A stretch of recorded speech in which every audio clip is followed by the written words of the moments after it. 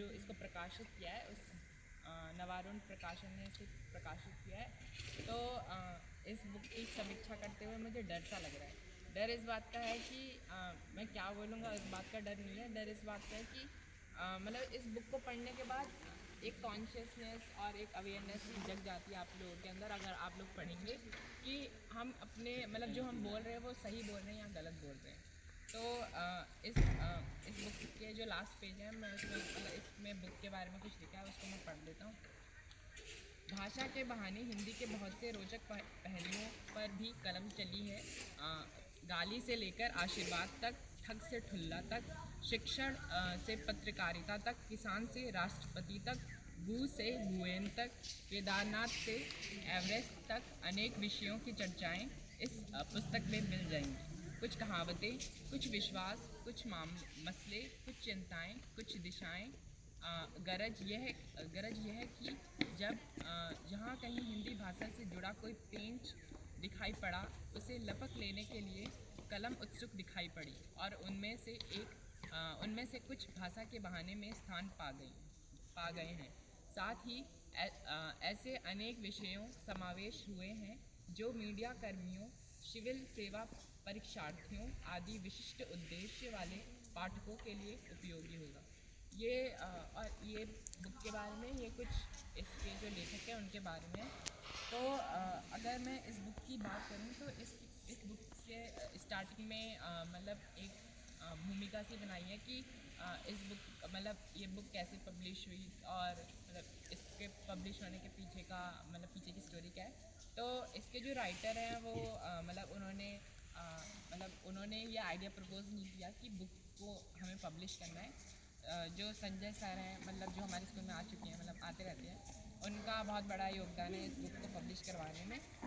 जो लेखक हैं उनका बहुत सारा टेक्स्ट था जो मतलब इधर उधर बिखरा हुआ था। तो संजय सर ने ये टास्क लिया कि वो इन सारे टेक्स्ट को संजो के रखें और इस बुक को पब्लिश करें। और इसमें एक बात ये भी समझ आई कि जब जो ये सुरेश पंत हैं उनकी जब बुक पब्लिश हुई तो उसके बाद एक और ऑफ़र आ गया इन्हें मतलब दूसरी पब्लिकेशन से, ताकि उनकी बुक पब्लिश हो जाए। तो हम ये भी समझ सकते हैं इस बात से कि कैसे अपॉर्चुनिटीज़ बनती हैं। जैसे अगर हम किसी एक अपॉर्चुनिटी को पकड़ रहे हैं तो शायद ऐसा हो सकता है कि अगली बार हमें दूसरी अपॉर्चुनिटी मिल जाए इस अपॉर्चुनिटी के थ्रू।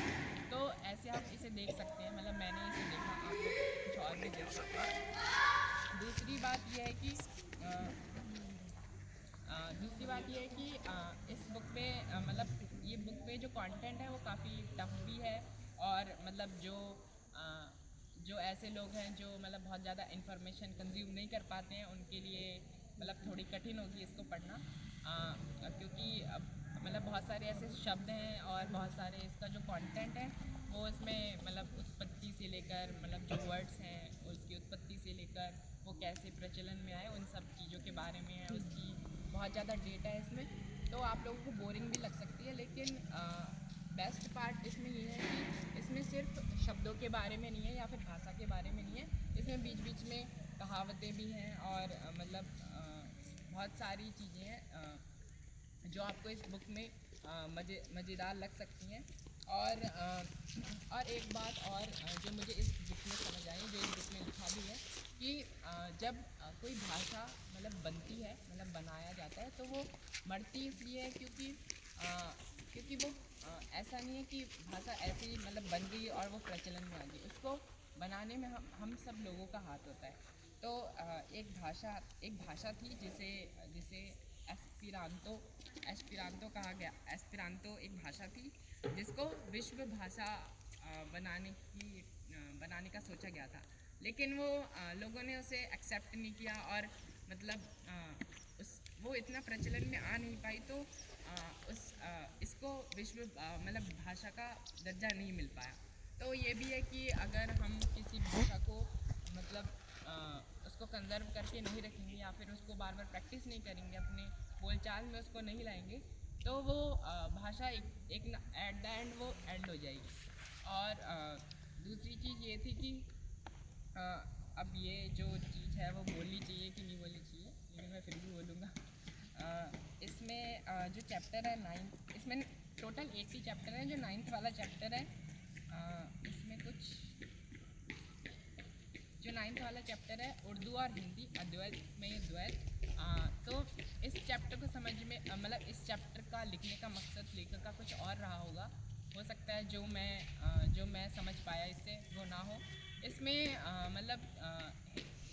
मतलब मुझे ऐसा लगा कि जो हिंदू है और जो मुस्लिम है उसकी कलेक्टिवनेस को भी दिखाया गया है कि कैसे मतलब हमारे देश में इतना जहर घोला गया है एक पर्टिकुलर कम्युनिटी के लिए।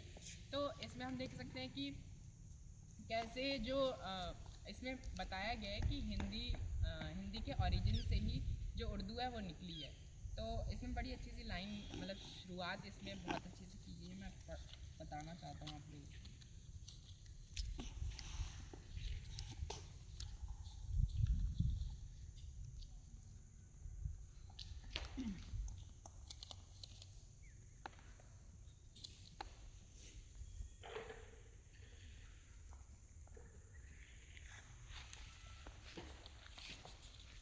इसकी शुरुआत कुछ ऐसे है। उर्दू की बात करें, उर्दू और हिंदी के संबंधों की बात करें, क्वेश्चन मार्क कहीं से भी शुरू करें, बात एक ही बनी रहती है कि जो हिंदी है वही उर्दू है और जिसे वे उर्दू कहते हैं वो हिंदी के अलावा कुछ नहीं है। भाई मेरे, जब आत्मा एक हो, शरीर भी एक सा हो, तो केवल चोला लबादा बुरखा बदलने से, धोती कुर्ता पहनने से या पैंट कमीज और सूट बूट परिधान से भाषा नहीं बदलती। तो इस चैप्टर में शुरुआत में कुछ ऐसा लिख रखा है जो कि मतलब मुझे काफ़ी अच्छा लगा। और इस बुक को पढ़ने के बाद आपको ऐसा लग सकता है कि आपकी भाषा में परिवर्तन हो रहा है या फिर आपको जब आप बोल रहे हो आपके जो एक्शन है उसके लिए आपको कॉन्शियसनेस लग सकती है। और बस कुछ ऐसी बात।